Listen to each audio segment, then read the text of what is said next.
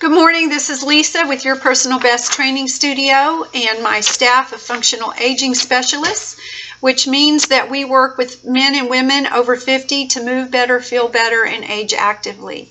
I prefer on Wednesdays to come to you very early in the morning with a written newsletter, and that didn't happen, so I'm coming to you live on video. And the reason it didn't happen is because over the Thanksgiving holiday, we offered a promotion, a holiday weight gain survival promotion, and we have 15 new faces in the studio that we've been processing over the last 2 days. And I decided to crunch some numbers this morning, and I want to bring to you in this video a case study of the numbers of these 15 people. And I'm just kind of curious and wondering if any of you can relate to the findings that we found. So what we did is we did a body composition and fitness analysis on these 15 people, and I took their body fat percentage and I added each of them all together and divided it by 15 because I was curious what the average number would be. And the average number was 40%. Now, heart healthy by the American Heart Association standards is 25% or less in a female and 20% or less in a male. And so at 40% average body fat, we've got some work ahead of us. And I'm concerned about this, and I also have a lot of joy and passion regarding, and I'm grateful that these 15 people are coming to Your Personal Best Training Studio for our help. And I drew a little diagram because I think it's hard to understand and to finally get the brain to accept that you cannot measure health on a scale. And yes, when we do a composition, we need you to stand on the scale, and we use the scale weight as a basis for the other numbers that we crunch. But I look for 4 things for success with my clients. And one is I want the composition to come down from 40% to 25% or less. I want the fat pounds to reduce. Our programs are about fat loss, not weight loss. You might lose weight, but it's about fat loss.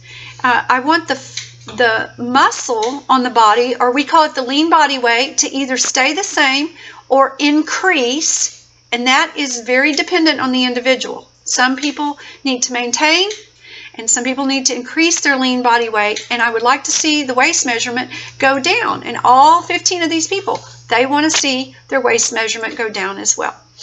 So here's a little diagram I drew. And so Heart Healthy by the American Heart Association, and this is important because heart disease is the #1 killer in America. It is killing 1 in 4. And so a heart healthy body, for example, if you look at the bottom, a 150-pound woman to be heart healthy would mean that her lean body weight needs to be 75% of the pounds or greater, and her fat pounds need to be 25% or less. And in a male, it's 80-20. Okay, so this is important because when you weigh on the scale, you don't know if the pounds that are being lost are fat or muscle. And if you're an extreme undereater, and many of my women who came to me are, I haven't even told you this yet, but they're undereaters. They're trying to starve fat off their body, and fat cannot be starved off the body. Here's my little sciencey thing. Fat comes off the body, it burns off the body in the mitochondria of the muscle cell. So muscle is very important on the body, whether you're male or female. We need a good foundation. The fat burns off the body in the mitochondria of the muscle cell as a result of oxygen produced by exercise. So the food that we eat, the good food that we eat, the good calories that go in our body, they fuel us for this exercise. So we have to eat to lose, and we have to exercise to lose, and they both matter.